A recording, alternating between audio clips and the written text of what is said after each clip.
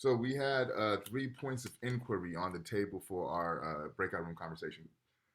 One of them being, what is the thesis of the reading? So is Karenga's main arguments or points? Um, Two of which being, why is this concept of Sankofa central to understanding African history?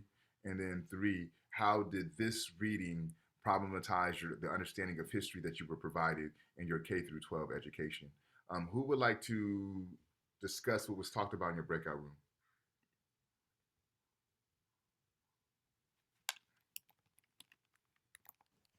My breakout room, we talked about number one, about what's the thesis of the reading. And it's important because we need to know what the central concept is about and how is it different to our past, future, or different timelines that we can learn about, and how we're going to learn it in different ways. So Marcus, you're absolutely right. The only thing that I would amend, right, because if we're asking for what the thesis is, then it's more so what Karenga is arguing, and then exactly what you said, right? Okay. Because that's the best way that you would, because what we're asking for, when I ask you what is the thesis, like what is the author's main points, what are the main summaries of the text, right? So you're right. I'm not saying that what you're saying is wrong, but if you just cork your phrasing just a little bit, it'll be spot on in what you're articulating. But thank you. Who else would like to share? Yeah, I'll share. Okay. What I got from the reading was that the author's main argument was that Black people were the first people to roam the earth, and they were like the first to build the first the first Civilization. yeah, civilizations. Yeah. Absolutely. Thank you, Gabriel. Let's get 1 to 2 more. Who else?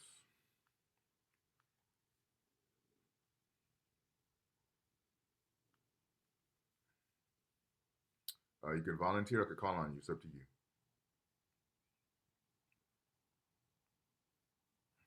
So, Maria, what did you get from the reading, or what was discussed in your breakout rooms?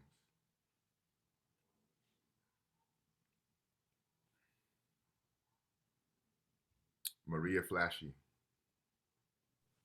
Oh, sorry, Professor. Okay. It's actually Myra. Myra, I'm sorry about that. It's okay. I'm gonna have to take the blame for this because I was just venting to the girls how I haven't gotten my textbook yet, and I wasn't able to go through the material. Okay.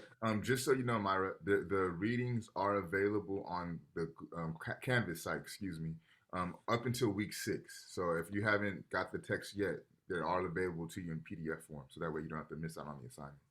Okay, perfect. Thank you so much, Professor. You're welcome. Zaria? Hi, everyone. Yeah, actually, I my textbook, the order got canceled and I didn't get it. So first, I just want to thank you so much for posting those readings for us. And then, so in our discussion, in our group meeting that we just had, we did talk about the Sankofa meaning. And I think we thought it was basically just pulling back into the origin of Africa. So we're moving forward, but we're still continuing to pull back from, everything in the past, like the philosophy, any history, religion. I saw a lot of religion, and just beliefs and how they're going to use all of that to keep moving forward and changing everything, but still pulling from their history. Yeah, to continue. That's a perfect conceptualization of this idea of Sankofa, right? So, and even if I don't know, did you guys get to see the image of what the Sankofa bird looks like? Has anybody seen that? Yes. Okay. So yes, that's what I was saying. So, yeah. Sorry. No, go ahead. So this idea of yeah. So. Sorry. Go ahead. No, please. I'd rather hear from you than me. Sorry. Yeah, so it's that bird that was it's moving forward, but it's also reaching back into their history to pull the other person said, from their timeline, pulling the important information and pieces and bringing them forward. Absolutely. So, and if you were to think about this concept and how this applies to an understanding of African history as it pertains to the work of Black Studies, right? Black Studies is going to be able to look back into history and pull the valuable information, the valuable epistemologies, the valuable spiritual practices, the valuable pedagogies, right? And take that information and move that information forward into the future, right? We're going to build on the work of our ancestors. We're going to build on the work of the past to help shape, mold, and create our future. Lorianne? Yes. So I have a thesis. I'll just read my paragraph off here. Okay. So I put the author's main arguments or points is in page 65. It says, first, it is to emphasize the disciplined stress on the indispensability of the historical perspective in understanding social and human reality. Black studies is not equated with history, but it is considered an indispensable area of study in understanding the origins, development, and meaning of things. In page 66, it says Black history places them in perspective, establishes their origins and development, and thus aids in critical discussion and understanding of them. In page 71, it says, the reality is that humans originated in Africa. After all that being said, the author's main argument is that he does not want us to be ignorant to the fact that everything started with the African Black culture. The author also wants us to be respectful to the Black community and do your research before you start assuming things about a culture that is not true. So thank you, Lorianne. So what Lorianne demonstrated, right, not only was it the thesis, right, she laid out Karenga's main points, main arguments, and main concepts. She quotes Karenga throughout the text. And then she also ends with an analysis, right? So don't assume these things about African people as part of her analysis, right? Her way that she's able to understand is that African people were the first people on the planet who established the first civilization. So what she just demonstrated for us is a spot-on, picturesque example of how to situate a thesis and how to develop an analysis. So that's perfect. Okay. Thank you. Yeah, you're welcome. So let's do this. I'm going to go through my notes, and I'm going to try to move through them as quickly as possible. There were 2 pages, about 2.5 pages of notes, and then we'll, from there, go into our fishbowl. Okay. So we know that the text is coming from Karenga. We know a little bit about Karenga. So I'm just going to jump into it.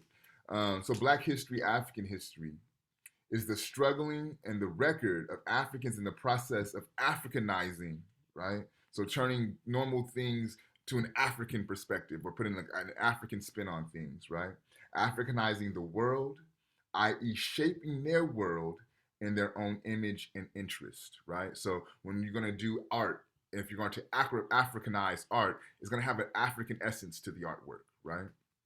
Sankofa, and we've already received a perfect understanding of what this term Sankofa is, but it's, as Karenga puts it, to return and recover it, the process or ongoing project of historical recovery to every field of Black studies, right? So every field of Black study is concerned with this idea of historical recovery, right?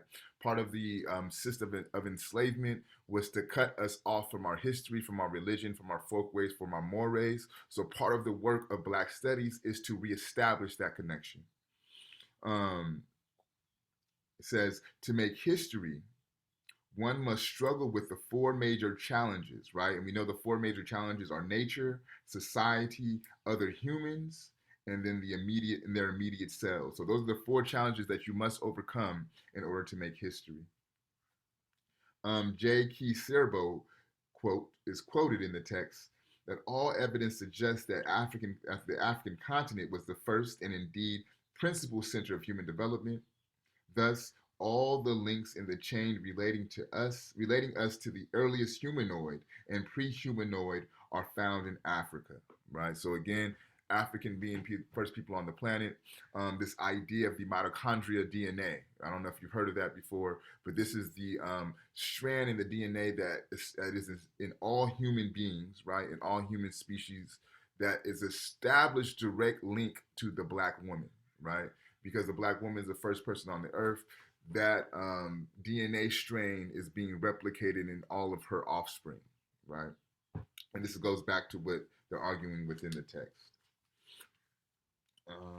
Okay. So, and then he kind of goes into the ancient city-states and provides a historical perspective on those city-states. He lets us know that Nubia was really the first city-state before there was a Kemet, and then the Nubians would migrate into Kemet to establish this Kemetic society.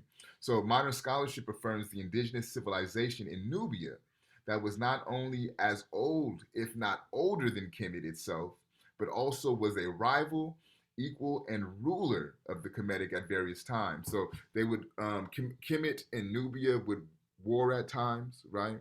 And oftentimes Nubia would either rival or take over the Kemetic area, okay? He goes into Napata, talking about Pianki. Pianki would go on to conquer Kemet in 734 BCE, produced the victory text detailing the conquest of Kemet, right? So Pianki is a Nubian pharaoh who's able to move his nation state over and take over Kemet. And then he produces a text that details that conquering. Shabaka is another great pharaoh. He's the king of the same period. He produced the work of the ancestors called the Memphite theology, and or it may have been called Shabaka's text, right? And this is another great military strategist. So what you see between Pianki and Shabaka, not only do they do these great military feats, right? But they also produce written literature and written text to accompany these feats, right? So not only am I going to do the action, but I'm going to immortalize the action by putting it on paper. The role of the high priestess, right? And I found this very fecund.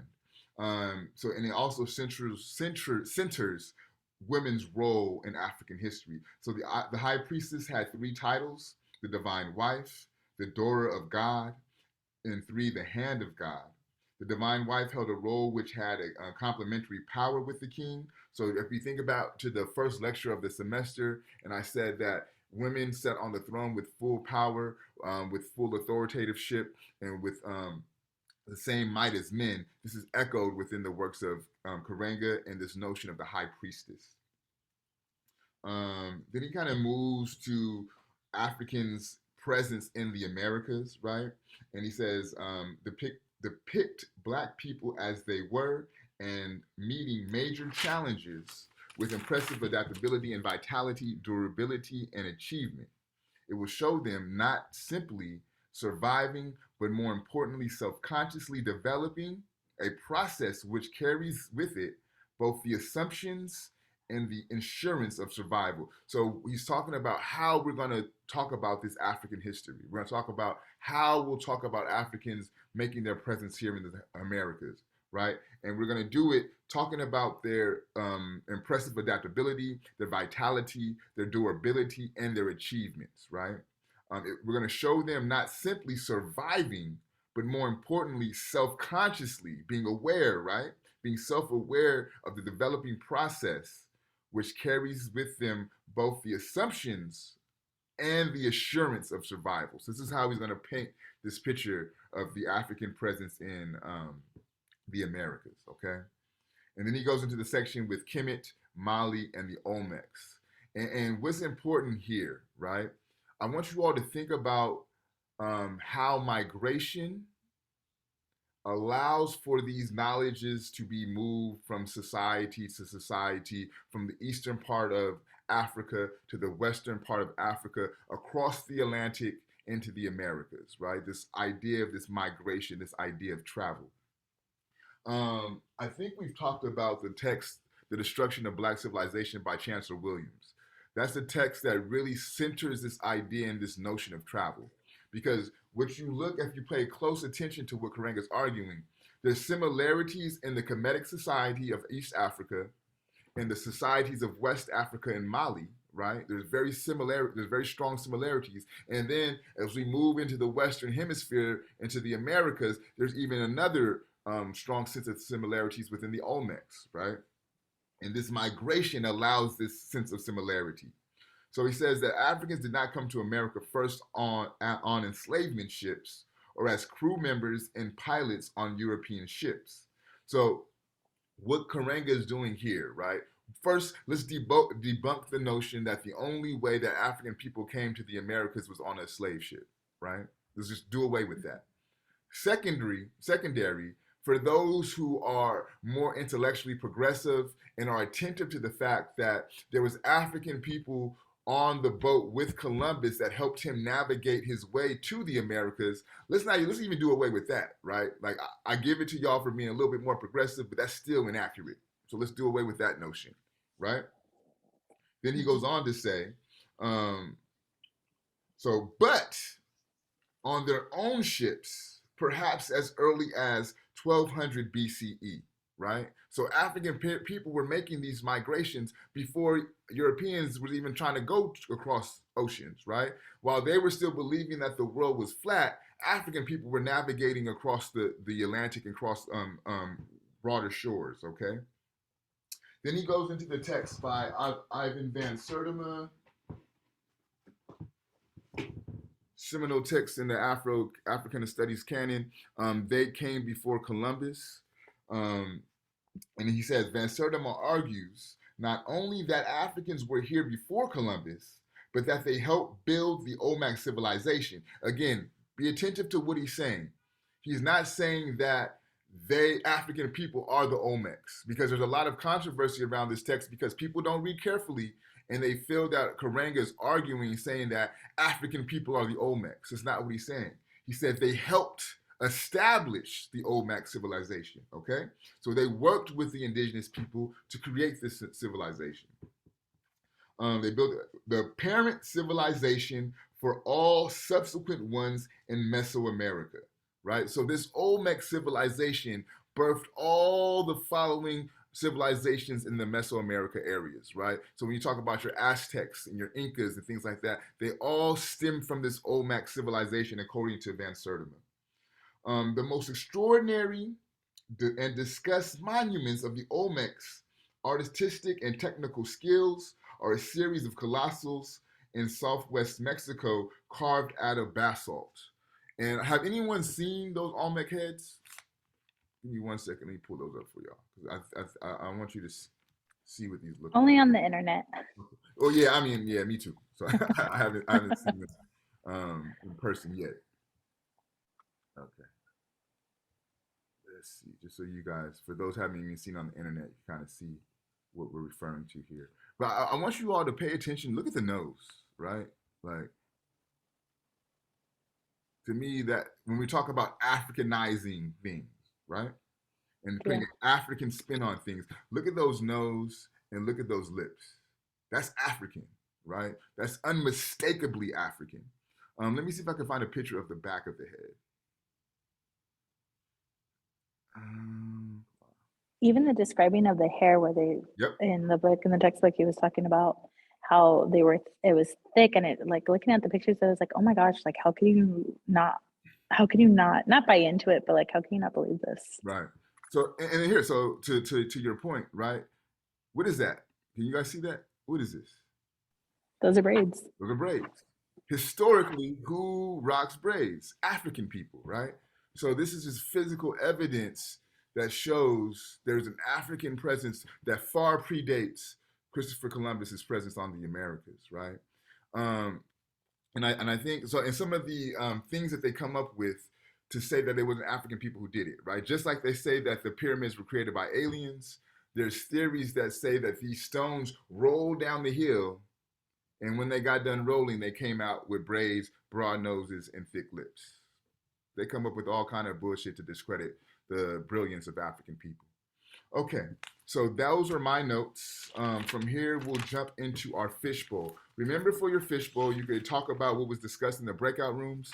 You could read your journal verbatim, or you could use my notes to contribute to the fishbowl conversation. Is there anyone who would like to volunteer to fishbowl?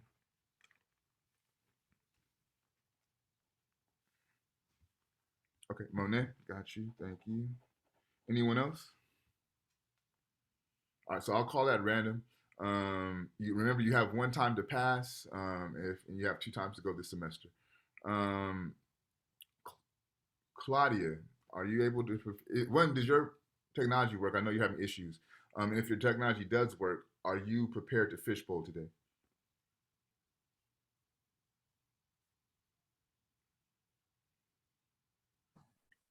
Yes. Okay.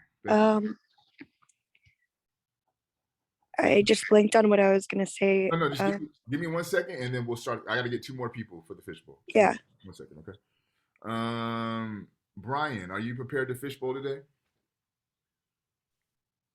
No, Professor, I'm not ready to fishbowl today. So that's your 1 pass for the semester, Brian. All right. Okay. Zaria, are you prepared to fishbowl today?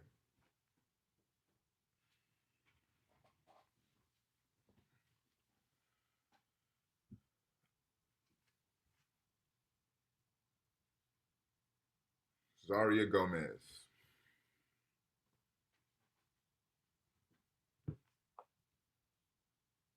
Hello? Yes. Yes.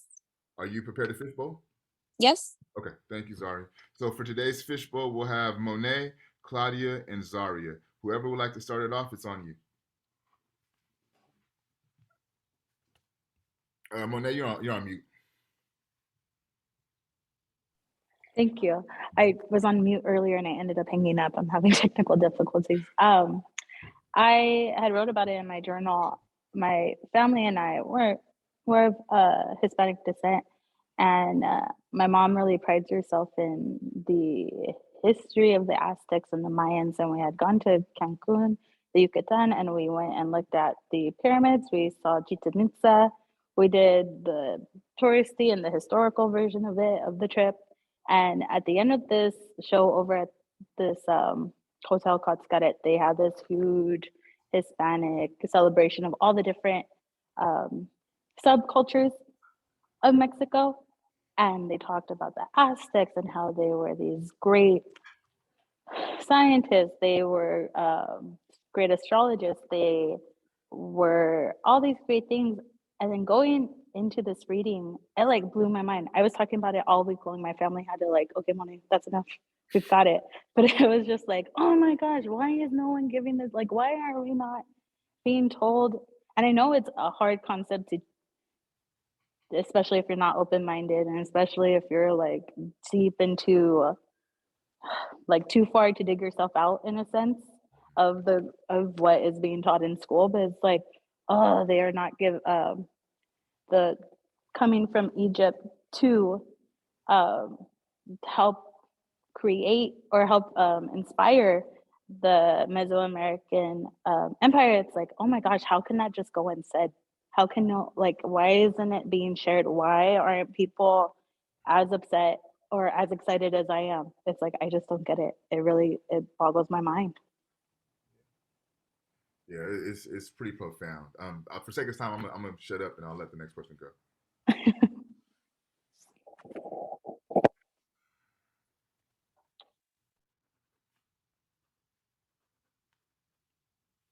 So Claudia or Zaria, either or.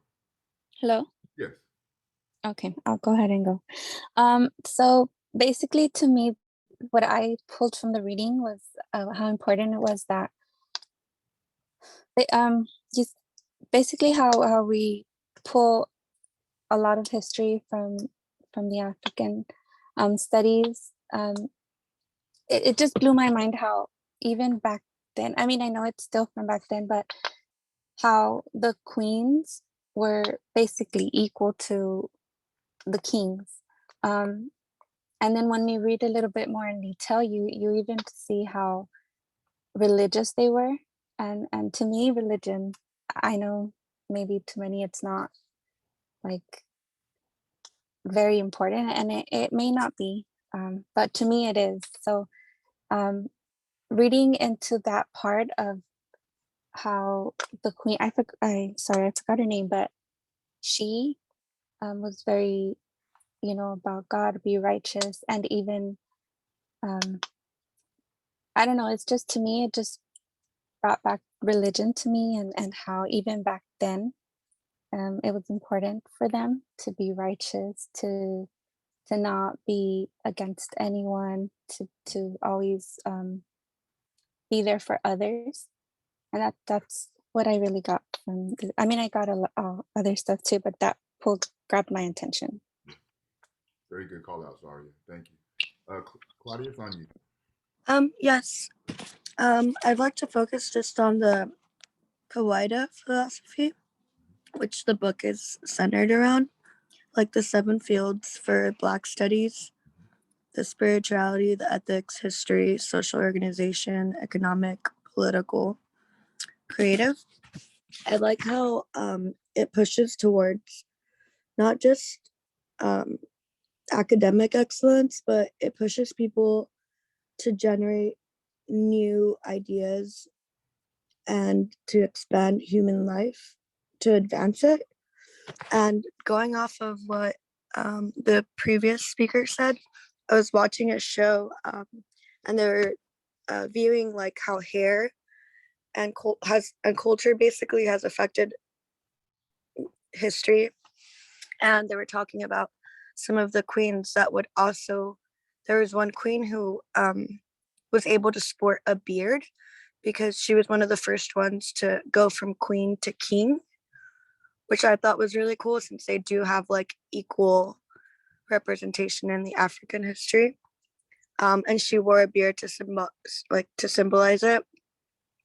And they were talking about how people used to wear weaves since like I think it was like over 3,000 years ago, and they would make them out of like human hair or like textiles and just things that they would find.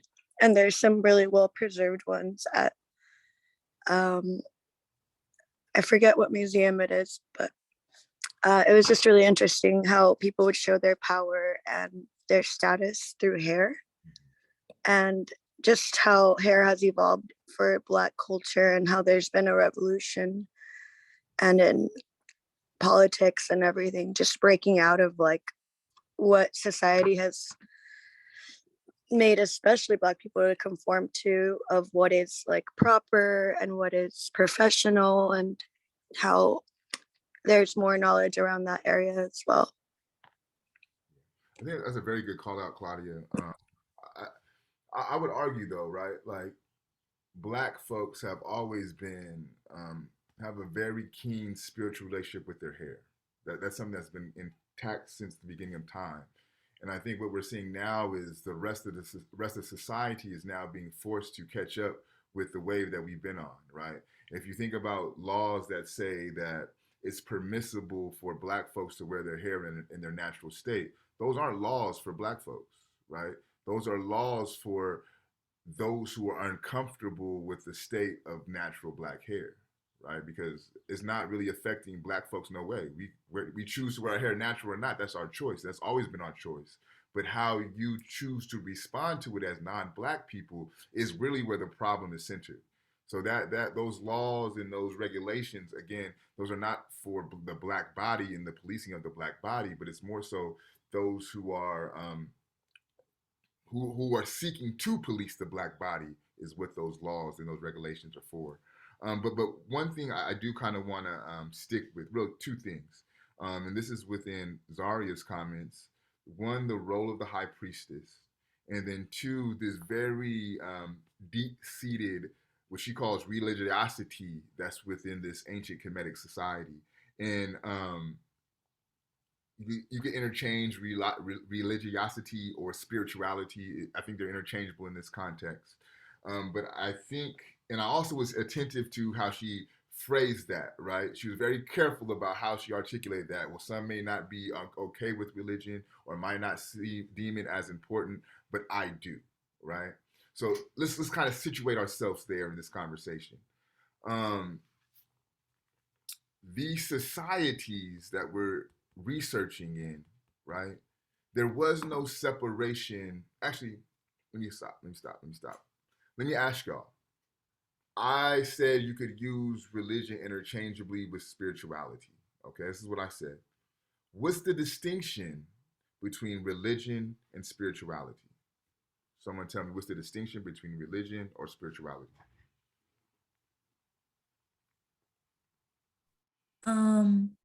Spirituality is like trying to attain your like higher self by like tapping into like who you are as a person. And it doesn't necessarily mean that you are religious. It just means that you're allowing yourself to think on a higher plane, like through like different like relaxation methods like meditation, and anything that helps you self-reflect will help you achieve spirituality. And it doesn't mean you're religious. It just means that you're trying to improve yourself in some way or capacity. Absolutely. How would someone define religion as it's separate from how we just articulated spirituality? Following like a structured set of rules or like traditional historical pathway, and idolizing either a god or gods other than yourself. Absolutely. Joanna, did you want to add to that? Yeah, well, I just feel that in my perspective, anyone can be religious. And I just feel that being spiritual, it's something deep inside, something that you carry deep inside. Like, for example, I believe that I have a soul. so when I go to church, and to be honest, I grew up there since very little. But at some point, I had to find a way to connect myself and find myself and analyze what was being taught there. And, take the good and both the bad, put aside. But for me, spirituality is like a deeper connection with God, something that, for example, I carry inside of me that I can't see it, but I do feel it. And I think you're all right. And really what I'm hearing, and also what I believe, the distinction would lie within spirituality being a internal relationship with God, right? And a relationship with the God within you, whereas religion is more centered around an external relationship with God. So, for example, in Catholicism, you can't even communicate with God without going to the priest first, right? The priest is the intermediary between you and God, right? And oftentimes in religion, there's an outside relationship between the being and God, whereas spirituality centers this relationship within, okay? I feel that it also is like they have all this set of rules, that you have to follow. Yeah. And to be honest, yeah, you can follow them, but that doesn't mean that you're a better person. I don't know. That's the way Typically, it doesn't. You're right. You're absolutely right. Yeah. But where I'm going with this, right, and taking it back to Zaria's comments, these societies that we're investigating and studying, they were all spiritual, right? That was their way of life, like to strive and try to bring the best out of yourself was the standard for these societies, and everyone bought into that standard. So it didn't matter what your religion was. This is just how you move through the world, right? At Cal State LA, in the African history class that I'm teaching, the first book that we read is a book called The Teachings of Patahotep, the oldest book in the world. And this is quite literally the oldest book in the world. And this book is a book of wisdom teachings, right? I want to read a little bit of that to you, just so you could get an understanding of how these people thought about the world and the world that they sought to create. Okay.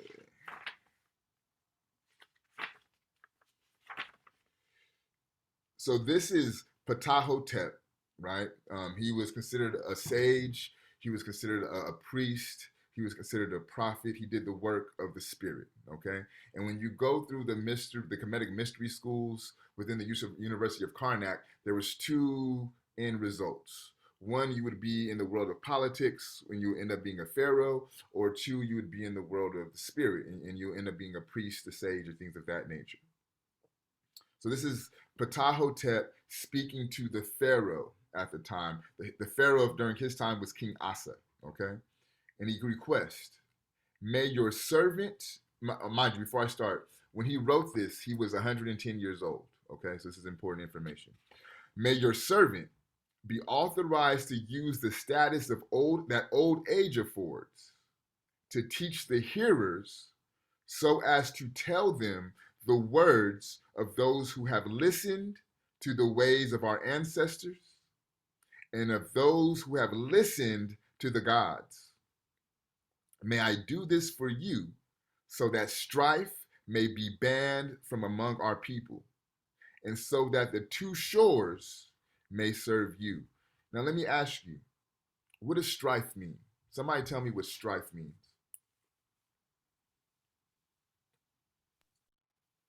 Strife. What does it mean to have strife?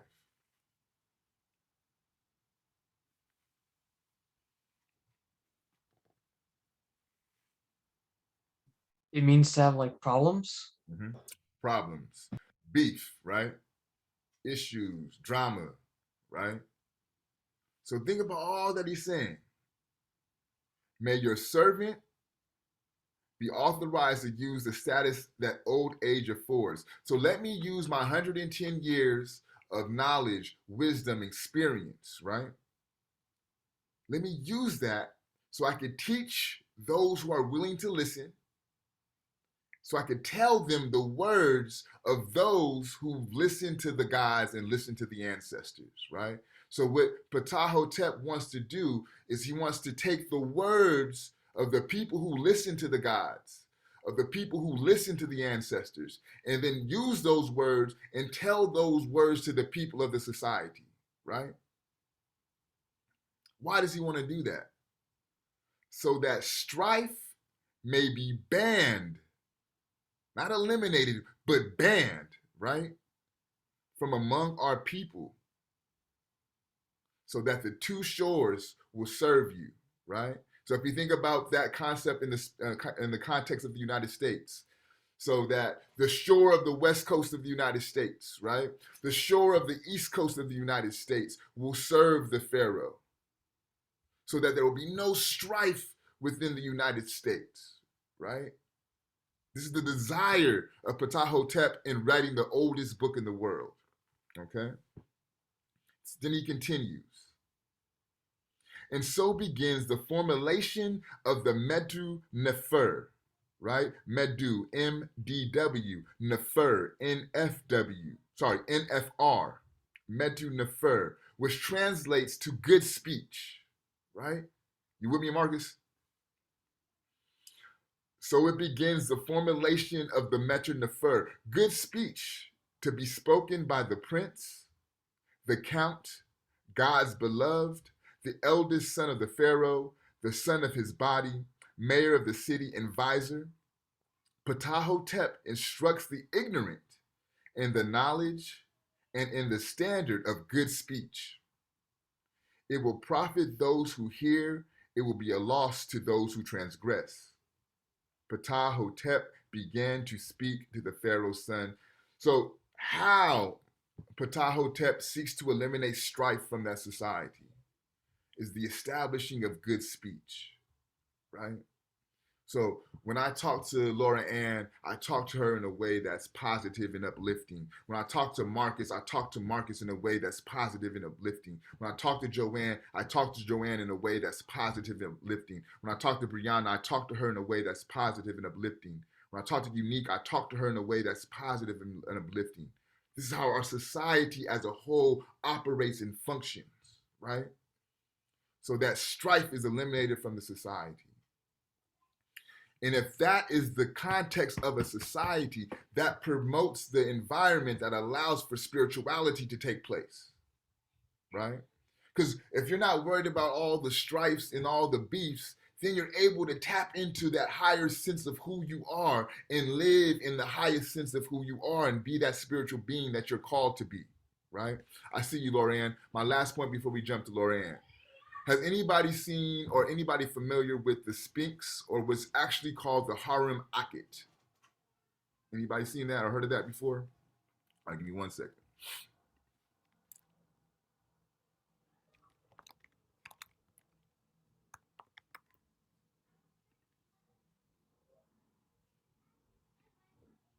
Okay. So this is the Sphinx, or what's actually called the Harm Akit. And if you notice, it's a man's head on a lion's body. Okay. I'm reluctant to show this image because I don't know, this face might look European, which it does. So we know that the face is inaccurate, right? Like don't put any credence on the accuracy of this European face, but you kind of see that it's a man's head on a lion's body, right? Here's the comedic significance of the Sphinx. Without a doubt, everyone argues that the lion is the king of the jungle, right? The beast of all beasts, right? So this idea is that the man, the being, the individual must overcome that animal nature that's within all of them, right? You must overcome that lower self, those animal primal instincts, and become a spiritual being that represents that. That's why that head is on top of the line. And once you're able to do that, you're able to live your highest sense of spiritual self, right? And you all know it's represented in our society like the little devil on the shoulder and the little angel on the shoulder, right? You know, when something comes up, you got that one voice saying, yo, don't do that shit. And you got the other voice saying, yeah, do that shit, right? And it's that battle that goes in between you, right? And so the Comedics are attentive to this battle, and they're saying, always choose that higher spiritual self. Don't let that animal nature get the best of you, although it's a lion, right? We know you're not battling goats and rabbits and shit. We know it's a lion, but still move with the best spiritual intention at play.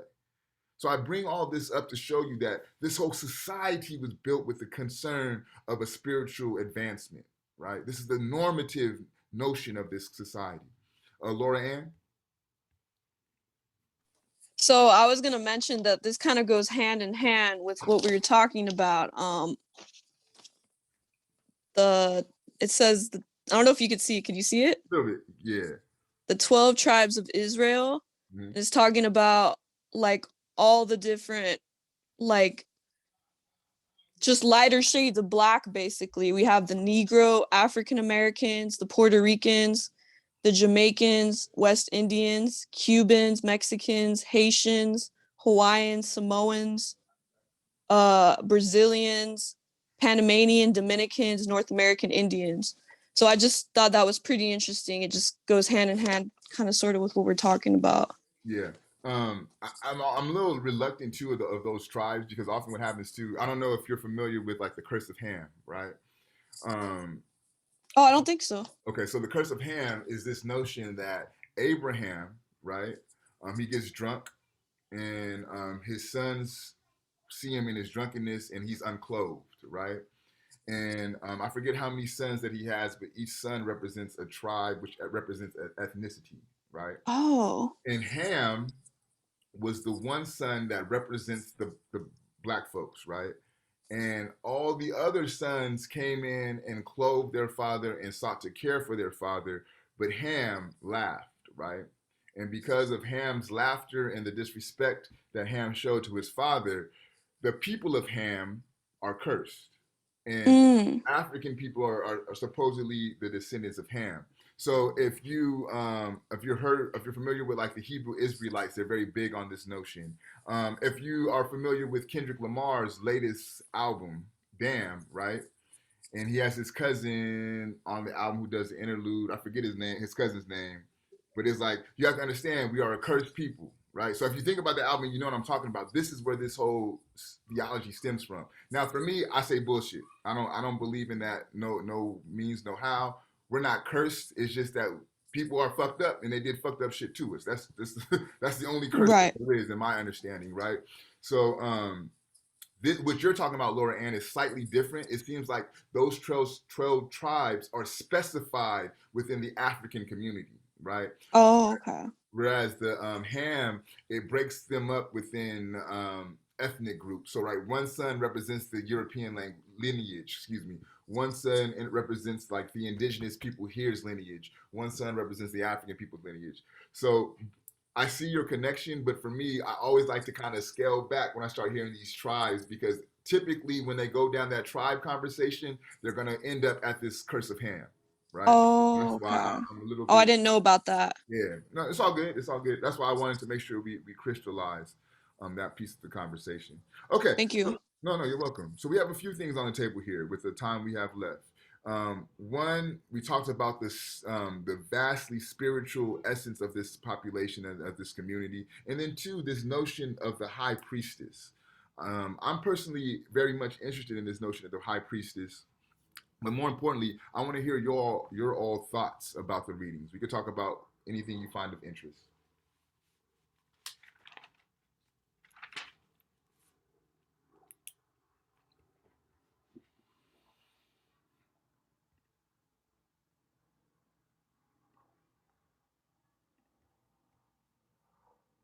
I can start calling on people, or you guys start talking. It's up to you. Once y'all get quiet, class gets hella boring. Daniel, what do you think about the reading?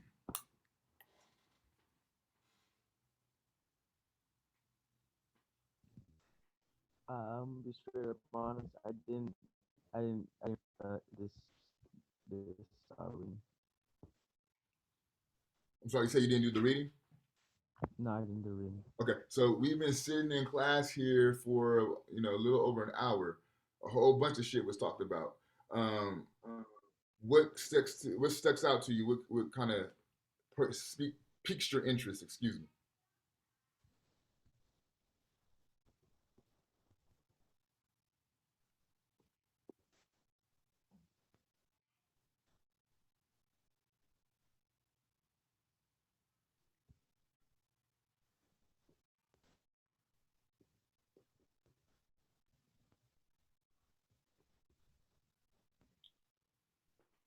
Nothing's interesting to you that we covered so far, Daniel? It was interesting, but like I don't know, out of nowhere I forgot everything. Got everything. All right. Kevin, how about you? About the wife or the queen of Anything, whatever you covered.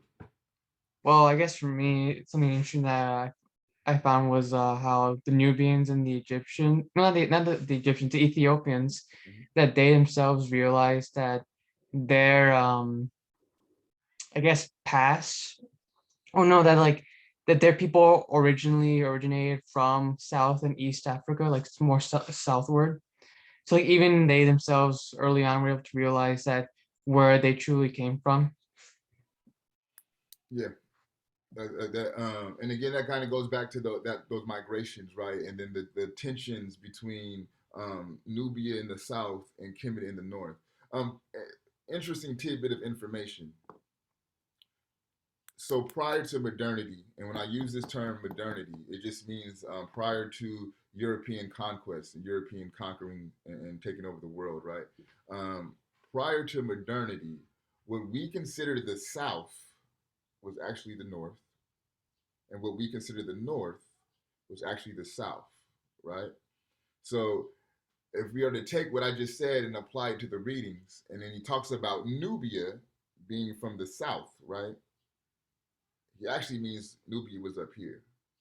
And Kemet being from the north, he's actually referring to Kemet being up here, or down here, excuse me. So flip the paradigm around. That gives you a more accurate assessment of how the world was configured prior to European conquest. Let me ask you all, what would be the significance of flipping the world upside down, so to speak? Why would a people, once they took over the world, seek to flip the world upside down? No right or wrong answer. I'm just curious to see what y'all think.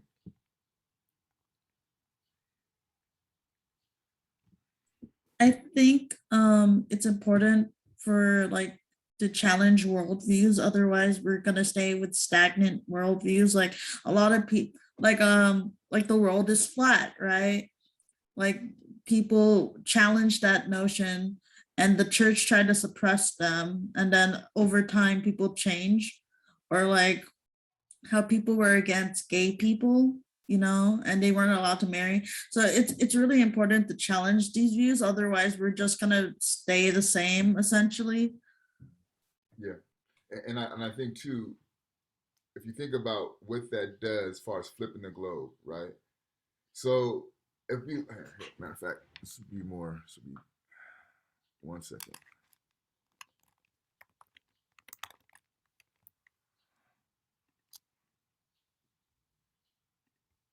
Okay, so visually, right? Let's take a visual depiction. So we look here, right? The way that it's situated now, what's on top? Africa or Europe?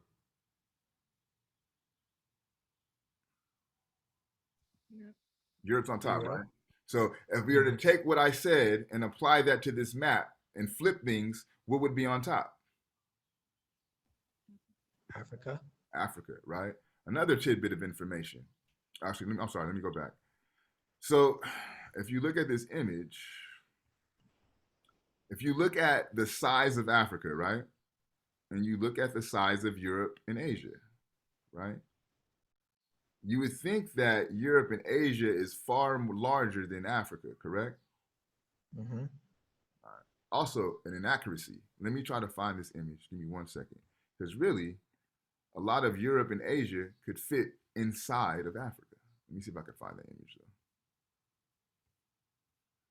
And again, this is this concept of a worldview, right? It's to change our view and perception of the world. I might not be able to find it. If I find it, I'll post it on the Canvas site. But essentially what this image argues is that Europe, Asia, the United States could all fit within Africa, right? Like that's really how large Africa is. Oh, here we go, boom. All right. 1 second, y'all. Just so y'all know I ain't up here bullshitting. Evidence always helps, right? So if you look at this image, right, it says the United States, China, India, Eastern Europe, and various parts of Europe could all fit within the African continent. And again, I ask you, what is the significance of flipping the understanding of North and South? What is the significance of shrinking the size of Africa from its actual proportion in regards to the other continents of the world? Why do these things? Why would you do that?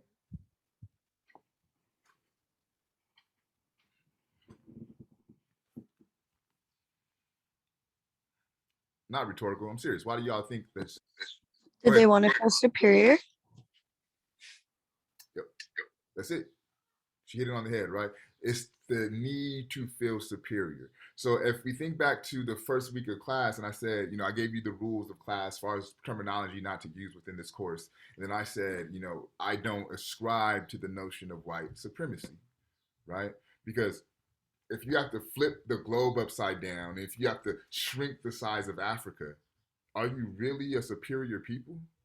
Or is this just the demonstration of a very profound inferiority complex, and you're imposing your will on the rest of the world, right?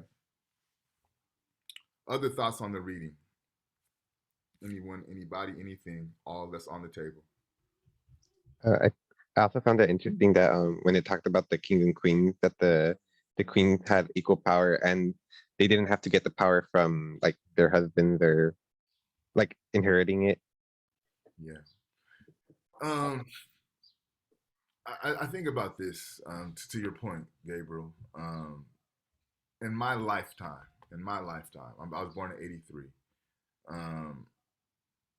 For as far as I could remember, the United States has been at war, right? This is going on 4 decades. Yeah. 40 years. That's my whole fucking life, right? I don't feel in my heart of hearts, if women were empowered, we'd be in a 40-year war, right? I just don't feel that that's the case, right?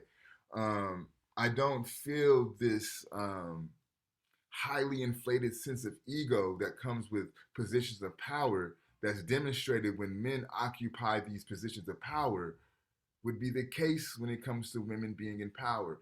In the event that they're able to be their full authentic selves, right? And they don't have to capitulate to patriarchy.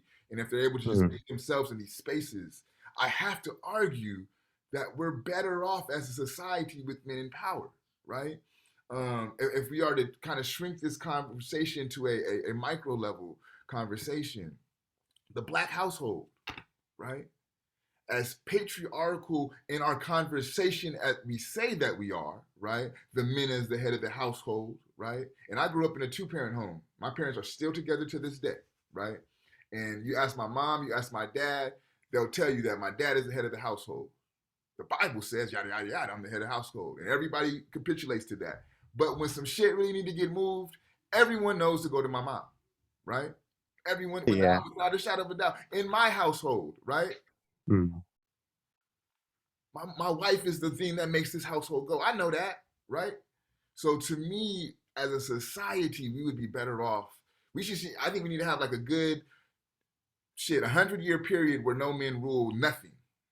Nothing. Just women rule for 100 years, just so we can kind of course correct and kind of get these things back in order. We would not have global warming with women in power.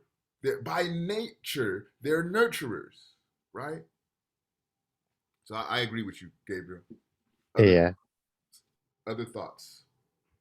I think it's crazy that women used to have equal power, and it's like, when did it all change and turn into like women having to fight for like voting and their just equal rights? And maybe it was like the white supremacy and like the hierarchy and them establishing what should be and what shouldn't. Just saying. Yeah. Just because, look, if you think about it, right, you go to every indigenous culture, indigenous people, Asian communities, right, African community, there was not this domineering essence of men over women. That's just not how they rolled. It's just not how it rolled. It's just one particular people who have this hang up, right? So yeah, very interesting. And for example, Nubia, I think it was Nubia. She has not just a ruler, but she had all these achievements and arts, I think literature and international relations, and it's like a lot. So yeah, she wasn't limited at all. Yeah, absolutely. And I even like your phrasing of that, Zaria. You took a nation state, Nubia, right, and placed a feminine, you engendered her as a woman, right? Like, why not? Why not? Right? Yeah. Yeah. All right. So, Baba Pierre, we haven't heard from you today. Are you okay with us ending class here, or you want to give us the last word? I have a question. Okay. After my reading, I see that the ancient civilizations and the Nile Valley lasted several centuries, even 1,000 years. And I want to know how many time will last the American power. If the American is the biggest country in the world, only for 1 century, and some people are talking about the decline of the United States. And we see that the ancient powerful countries or empires lasted thousands of years. Why American power on the world must last only 100 years? Yeah. You're absolutely right, Baba Pierre. So essentially what he's saying is, how is it that this American empire, right, that claims to be the greatest empire of all time, the greatest empire in the world, is only lasting centuries, right? 100 years at most, right? When these ancient African civilizations, last for thousands of years, right? So how is it that this civilization that we're in claims to be greater than these civilizations that we're studying. And this is the contradiction that Baba Pierre is pointing to, or causing us to be attentive to, right? And he's absolutely correct. Absolutely correct. This is a very young nation, especially when you think about the annals and the canons of world history. It's a very young nation. And I hate to be the bearer of bad news, but if y'all don't know, we are in the middle of the decline of this nation state. Just to call it what it is, right? COVID exposed the country for what this country is. Straight the fuck up. It exposed everything. What's going on right now? Our healthcare system is in shambles. Our education system is in shambles. Our housing market is on the cusp of a bubble, right? The society is crumbling around us, and they're causing us to be distracted with everything else in the world, so we don't realize that this society is crumbling. This is the beginning of the end, right? And if you're really paying attention to global affairs, right, the world power right now is not the United States. It's in Asia. Asia has their hands in Africa, owns the United States, and owns all the major ports in Europe. Think about what a port does. That's your exchange for trade. Asia owns the ports in Europe. So if you really want to talk about a world power, we are existing currently in the world power where Asia is the dominant world power. If you're paying attention, you know what's going on, right? So what Baba Pierre is saying, how is it that this country can situate itself as the greatest empire in the world when it's the smallest and least longing empire in the world? It's a profound question. Very profound. Baba Pierre, anything else before we close it out for the day? Please. Okay, well, there it is there. I think it's a great place to end it. I think your last word was spot on. Let me print out the reading. Actually, y'all know where to find the readings for next week. It's on the Google Classroom site. If you have any questions, comments, or concerns, don't hesitate to holler at me. Tomorrow's extra credit, Thursday's extra credit.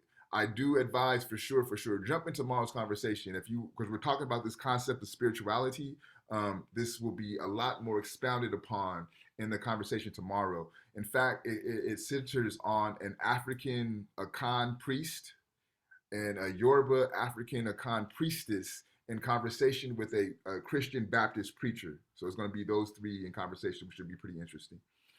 Everyone be healthy, be wealthy, be wise. Get your sun, get your water, get your exercise, and I will see you all next week. Peace. Thank you. Bye. Bye. Thank you. You're welcome. Also, I had one question. Yeah, go ahead, Gabriel. So the book that I have